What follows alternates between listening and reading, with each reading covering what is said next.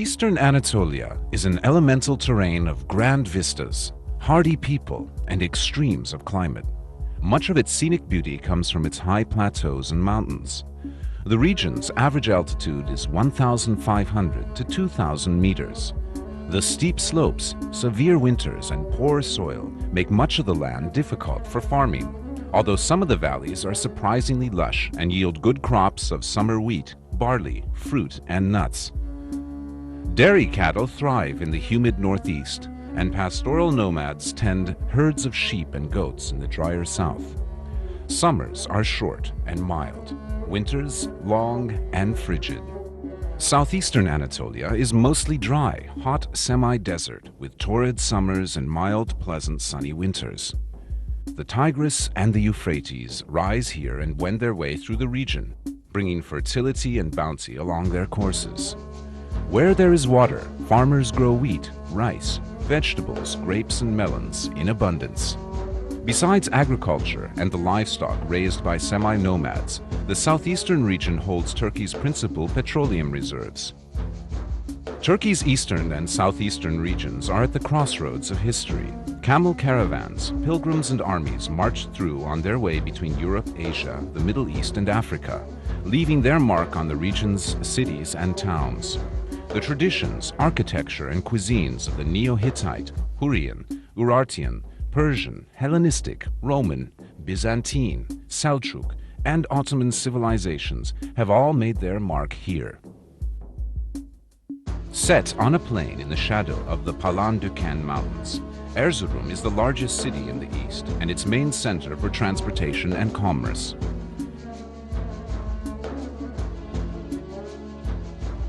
Although mostly modern, Erzurum boasts a citadel dating from Byzantine times, many spectacular Seljuk Turkish mosques, medreses or theological schools, and monumental tombs, as well as several important Ottoman-era mosques and a lively bazaar.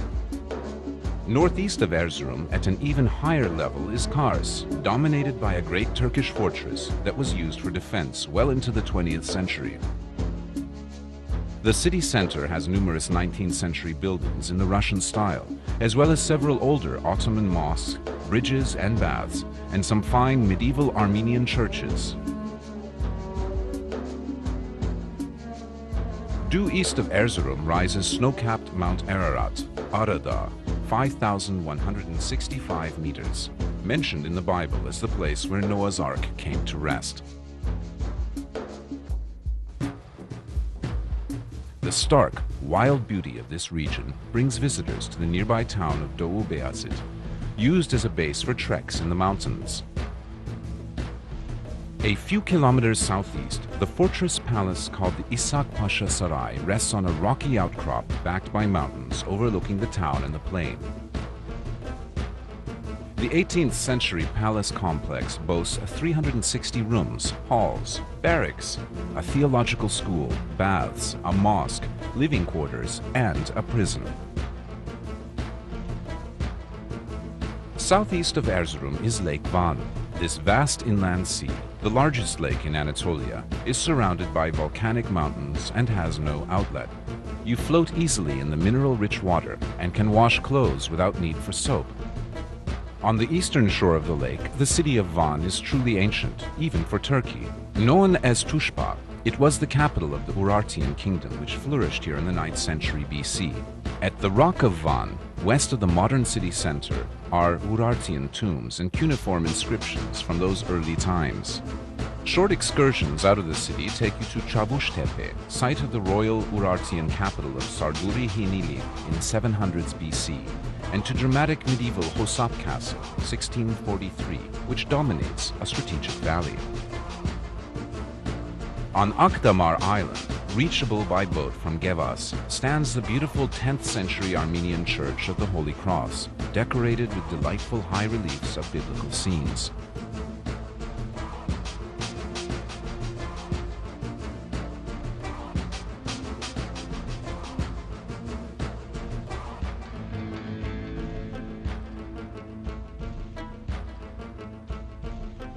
In southeastern Anatolia, Gaziantep is an ancient town that has become the region's modern commercial and financial center.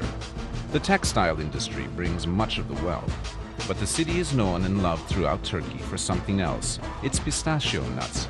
This is the place to try delicious baklava with pistachios. Gaziantep's Archaeological Museum has one of the world's best collections of Roman mosaics, many from the rich finds unearthed at ancient Zeugma. Threatened by the rising waters of a vast new lake, the mosaics were rescued and are now on view in the museum.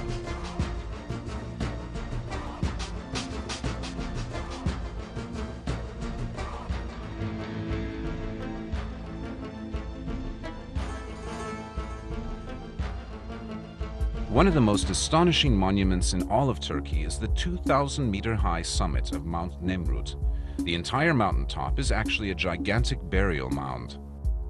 On its east and west sides are temples with colossal stone statues portraying the gods and Antiochus I Epiphanes, the king who built the temples 2,000 years ago and who may be buried beneath the burial mound.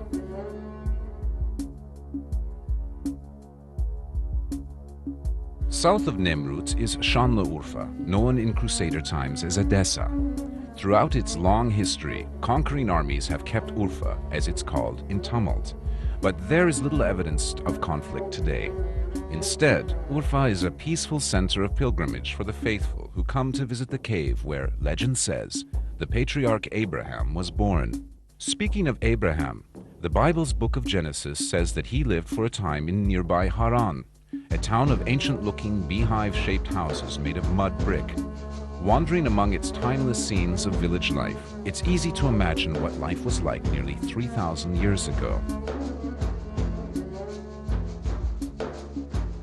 East of Şanlıurfa, across the flat, dry countryside, is Mardin, yet another ancient city with a biblical connection. It's the chief city in a region known for its ancient monasteries. Many of them were founded only a few centuries after Jesus preached and still use Aramaic, the language Jesus spoke in their worship services. Just outside Mardin, the Deirul Zaferan Monastery, once the seat of the Assyrian Orthodox Patriarchate, is a fine example.